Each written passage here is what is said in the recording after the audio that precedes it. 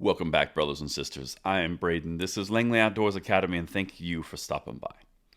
All right, guys, on this episode of Bullet Points, we have got to address what's happening in California, specifically Sacramento, because everything that's happening in Sacramento, with the capital there, is going to translate to the rest of California.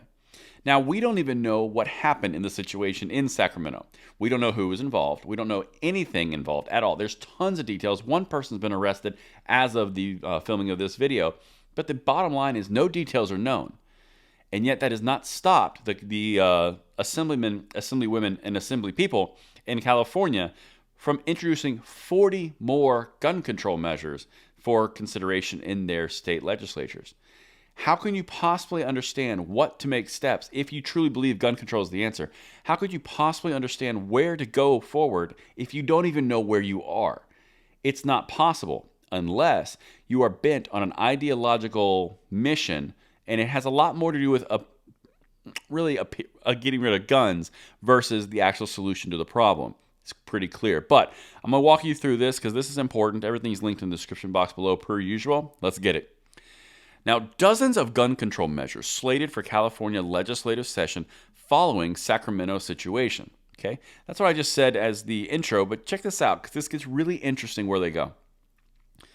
In the wake of the situation in downtown Sacramento early Sunday that killed 6 and injured a dozen, California lawmakers are considering more than 3 dozen new gun control measures in the current legislative session. Keep in mind, this is in California.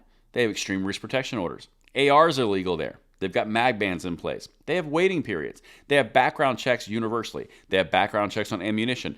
How can you possibly come up with anything else separate from repealing any type of gun in California, which is the end goal?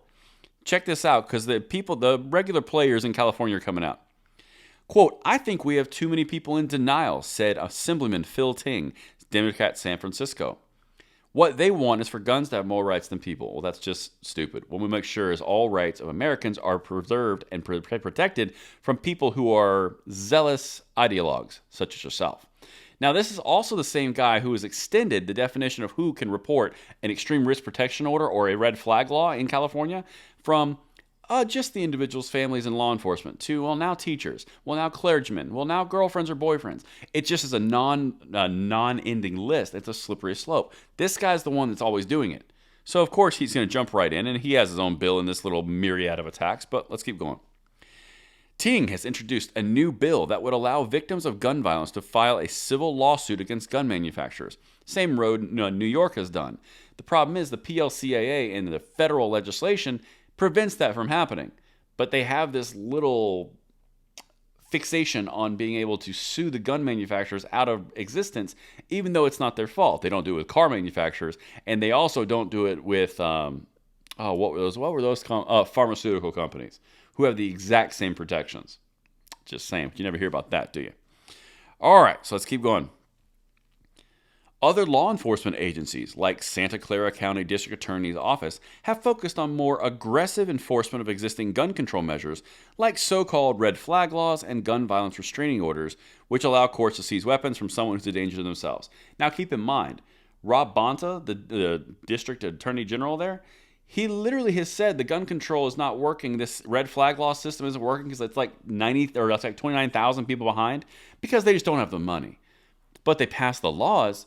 They just haven't done anything with the laws. So the entire point of the infringement of every naturalized American citizen in California, you don't have that ability because, well, they don't have the money.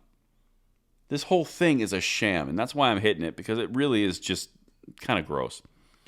A spokesperson for the district attorney's office says the use of gun violence restraining orders has nearly quadrupled in recent years, up from 33 in 18 to 123 in 2020, and that's partly due to Phil Ting, who I mentioned earlier in this video.